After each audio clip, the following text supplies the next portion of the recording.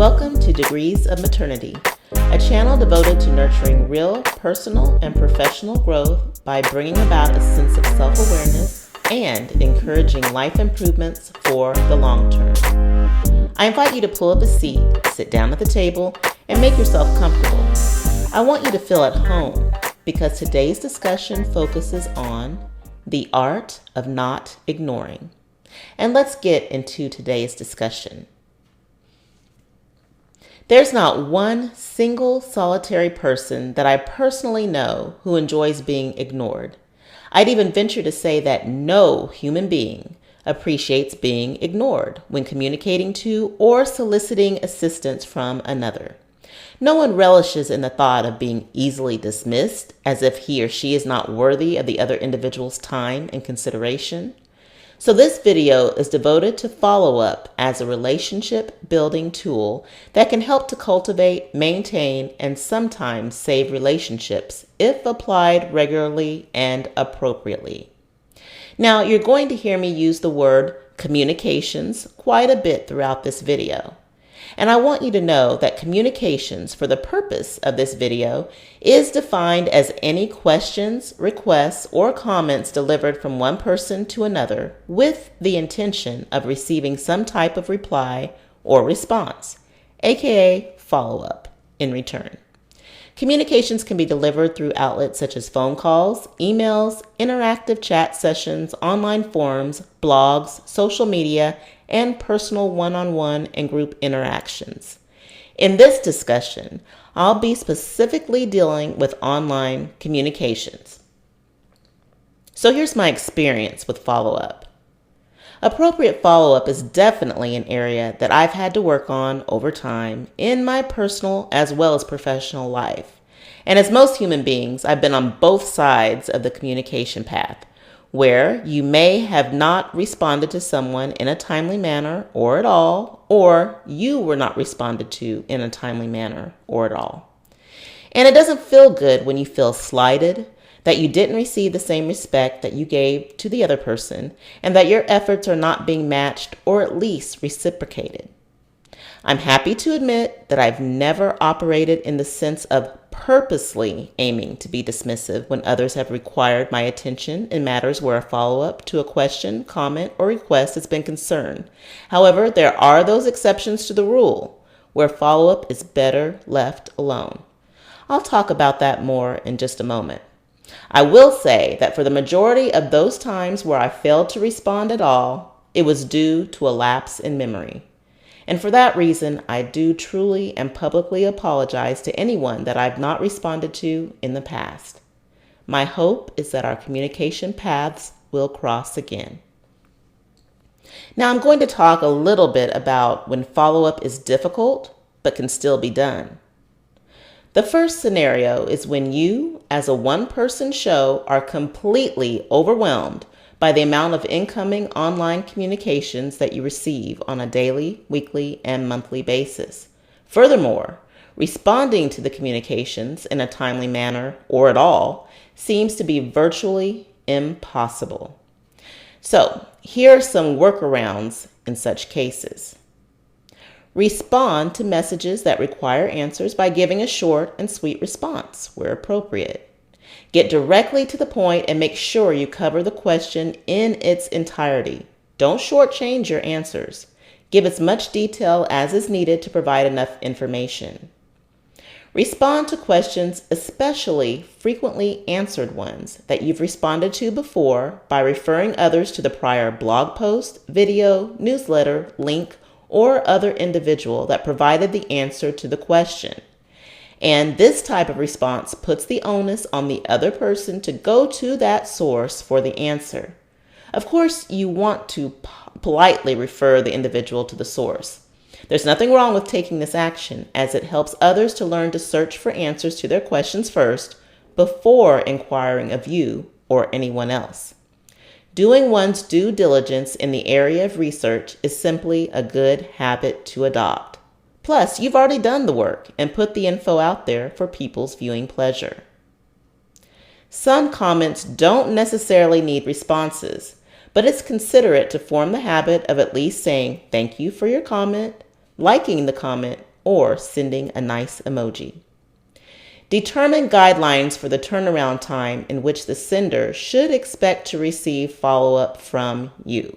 Make sure and communicate these guidelines and indicate that guidelines are not set in stone and may require exceptions in some cases. If you're receiving an onslaught of communications and have the ability to hire some part-time help to assist you with responding to messages, take advantage of this opportunity. Partially delegating this task or other tasks to free up your time for responding to messages is a viable option if you have the means to hire someone. I say to partially delegate responses because there will undoubtedly be messages that only you can respond to.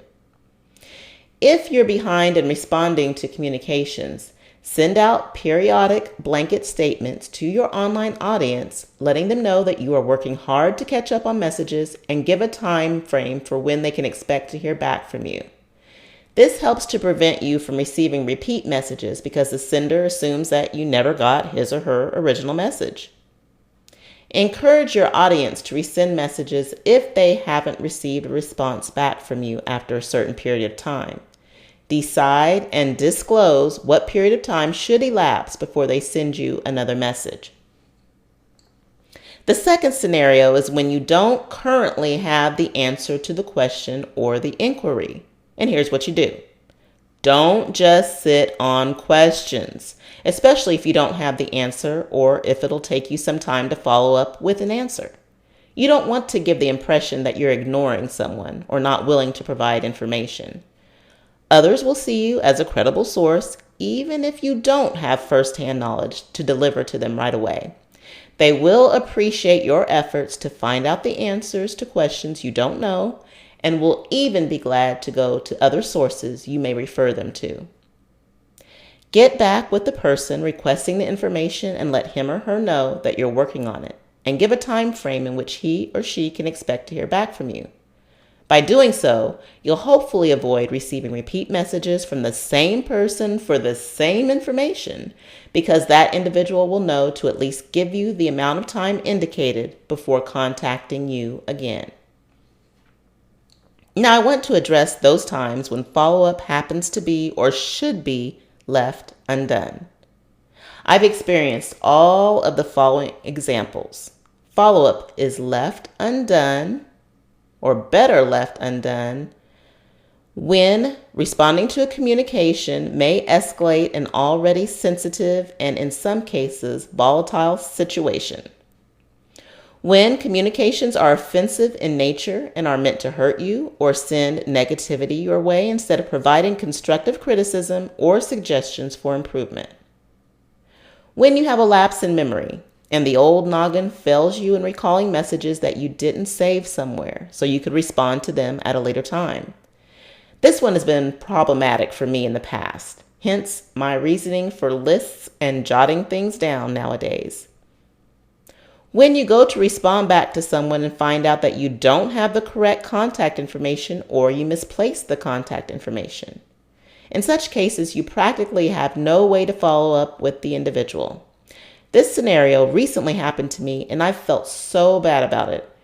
I ran into someone face to face that I hadn't seen for months and hadn't regularly kept in contact with for years, and proceeded to tell her that I'd be following up with her regarding my blog and debut book information. When I went home to retrieve her contact info, which I thought was written down somewhere or perhaps in my old phone, I couldn't find it anywhere. This situation truly bothers me even now, and I hope we run into each other again so I can right this wrong. Now, I'll be wrapping things up soon, but before I do, just think about how you'd like to be treated in the art of not ignoring. I believe we've already established that we'd be hard-pressed to find someone who's okay with being ignored and made to feel like what he or she is communicating doesn't matter. So, take what you do or fail to do into consideration when handling follow-up scenarios. View yourself as that person on the other end and try to empathize with what he or she may be experiencing while waiting for your response. If that individual on the sending end is giving you his or her time and attention, Shouldn't it be reciprocated with some type of acknowledgement in most cases? Acts of consideration lead to relationship building. And believe it or not, life dictates that we develop relationships every day. It's inevitable. What we do on our blogs, on YouTube, through other social media outlets, in our families, with our friends, on our jobs, or in day-to-day life is all about developing relationships. And the reality of interacting in this world is not just about you pushing your communication one way and not expecting any feedback from the receiver to be directed your way. There will be some give and take, back and forth, and some unavoidable interaction between parties when developing relationships. How else are you going to get to know someone? Furthermore, you best believe that there's no way to live life without experiencing someone reaching out to you for one reason or another. And how you choose to respond or not respond can make all the difference in that human being's world. I hope you all were edified by today's table discussion.